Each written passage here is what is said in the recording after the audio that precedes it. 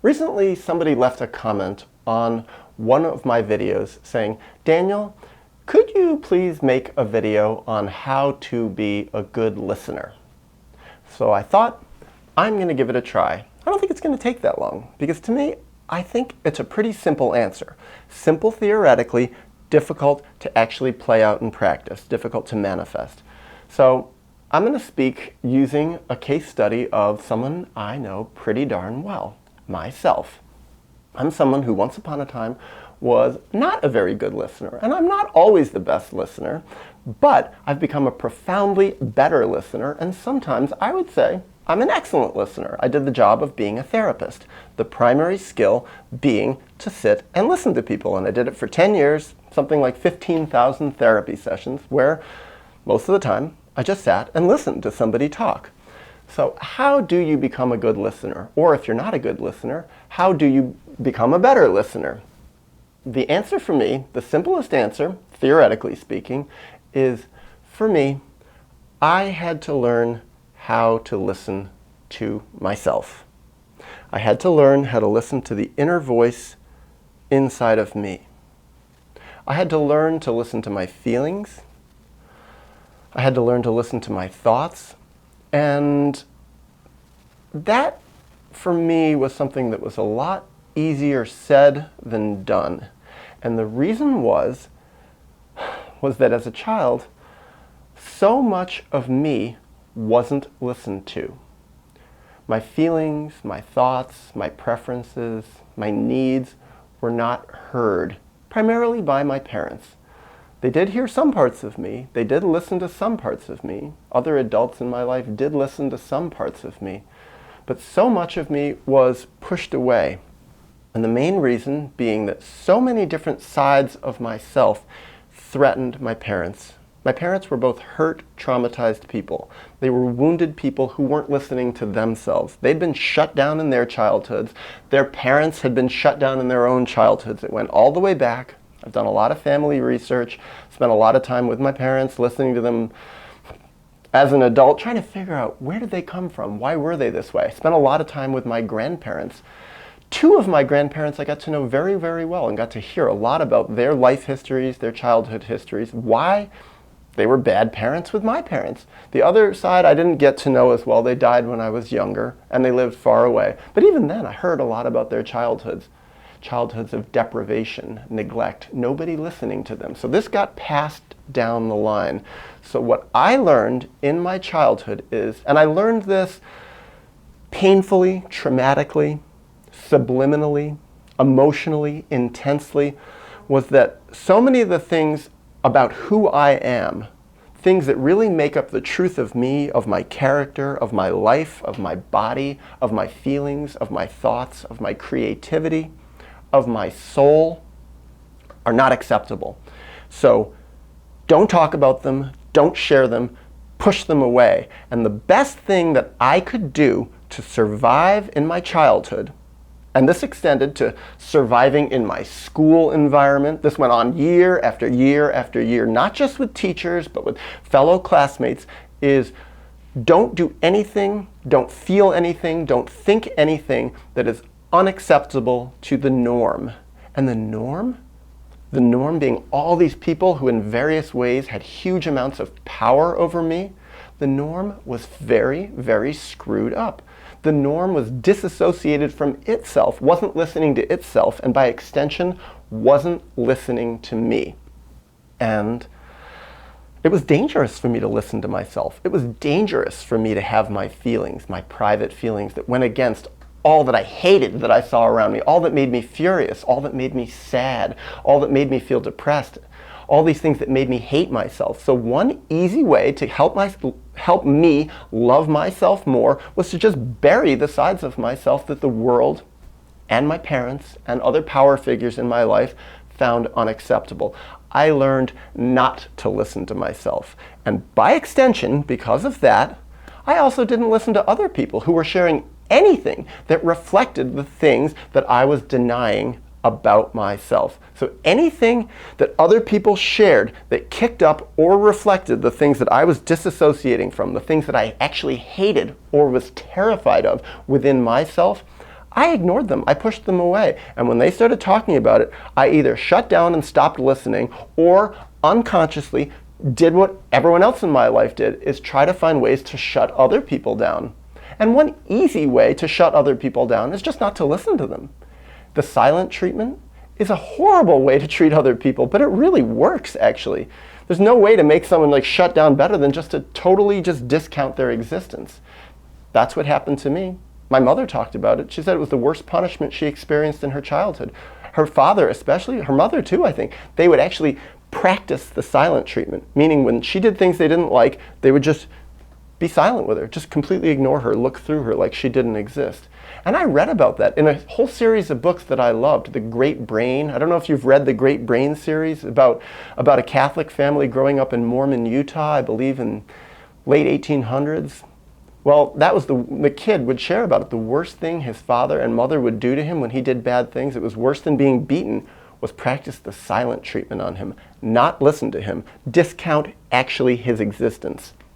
So for me, the way that I've gotten better progressively at listening to people is to listen to myself. And how do I listen to myself? Because it's easy, again, to say it. It's a lot harder to do it. The way that I've learned to listen to myself, first of all, is to get away from the people who aren't listening to me. Break the power structures. Not be in positions of less power, if I can help it in some way, but with people who don't listen to me, who don't want to accept or acknowledge anything about me that they don't like. So for me, breaking away from my family, breaking away from my parents was a huge step. Painful, horrible. Who wants to break away from their parents? Parents are in some ways the people when we're little who love us the most in our lives. But my parents, like many parents that I see again and again, they loved me the most, and they also tried to kill off parts of me that were healthy that they couldn't accept. So for me, to reclaim a full, broad part of myself, my full character, the full range of my feelings, I had to get away from people who could only accept parts of me.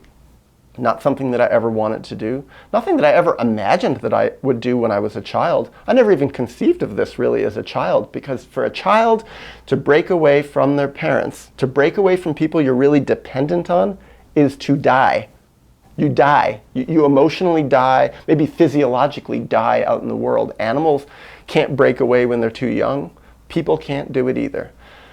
But for me, as I grew into my adulthood, progressively I broke away more and more. And the more I got away from my family of origin, from other people who were really toxic to me, the more I found I could listen to myself.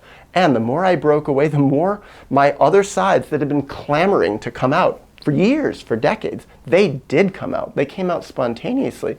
And I listened to them. I wrote down all sorts of stuff. I redeveloped a relationship with myself. Very painful. Huge, huge, huge amounts of grieving in this process. Grieving what I'd lost. All that pushing away, all those years that I didn't really have whole parts of myself. But I listened to myself more. I channeled it into journaling. I listened to my dreams. I would write down my dreams. I gravitated toward people who listened to me, who honored me better. Because the more that others listened to me, the more it helped me listen to myself.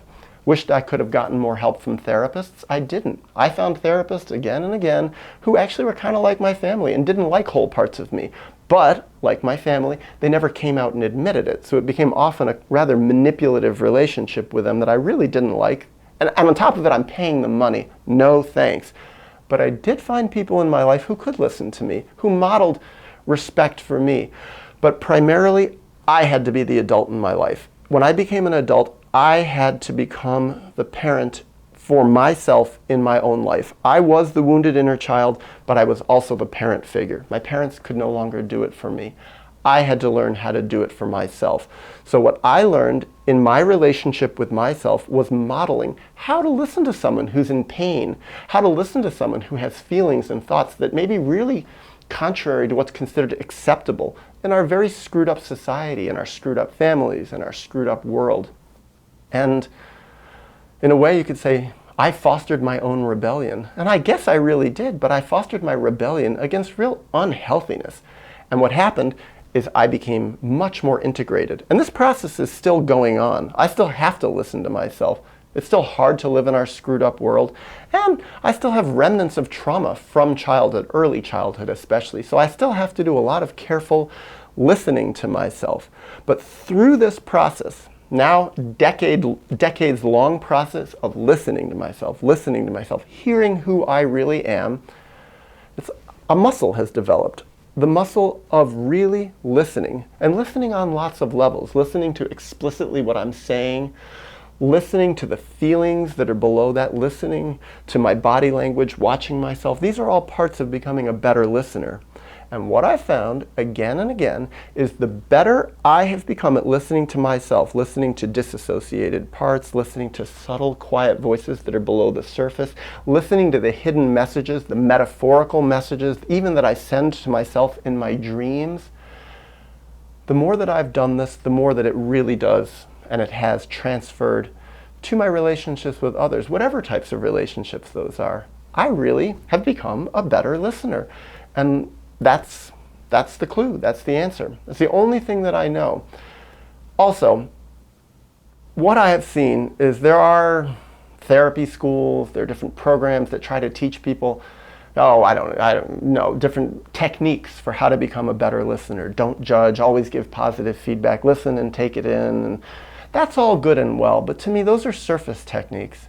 Because you can do all the surface techniques to do the right thing, to listen to someone else, but if they are sharing something that actually is really healthier than you are, if someone is sharing something, for me too, I can only imagine it's logically true. If someone is sharing something that actually is healthier than where I am in my healing process, and it actually threatens my split off dissociated sides, I probably will turn off. I won't listen to them as well as I otherwise could.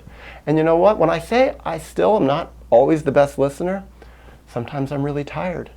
Sometimes I'm very withdrawn. Sometimes I'm in a mood that has certain pain, emotional pain. Sometimes I'm in a self-hating place, and other people can reflect that, and I just can't hear it right now. That's part of when I was a therapist. I like to work in the mornings. I didn't want to work late at night. My brain, it was fizzing out. I couldn't listen as well. It's like I had to go back inside. I had to recharge my battery of listening to myself. So basically for me, even in the short term now, the best way I listen to others is if I get centered. I'm listening to myself. I'm within. I'm connected to, I was going to say the truth within me, but what I should really say to be more accurate is connected to more of the truth within me. And that's really the battery. That's the energy for me. That's my engine that allows me to hear it in other people.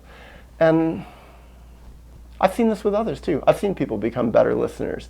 So when I share myself as the case study, my experience from being a therapist and from being a person just out in the world is that my experience does count toward other people's experience. I think it is actually universal. And I can think the most easy place I saw it is as a therapist, when I really watched people's process, their healing process in a very detailed way. When I saw people be heard, you could say by me in the therapy process, but primarily when they learned how to hear themselves, how to grieve, how to love themselves again, how to listen to those dissociated, self-hating parts of themselves, and they started accepting it and they could hear it and not just push it away, they became better listeners for other people in their lives. And this isn't just what they told me, because often their partners would tell me, oh my God, I love it that my boyfriend, my girlfriend, my husband, my wife, whoever it is, goes to therapy because he or she is now a better listener. And I thought, yep, that's exactly what's happened to me too.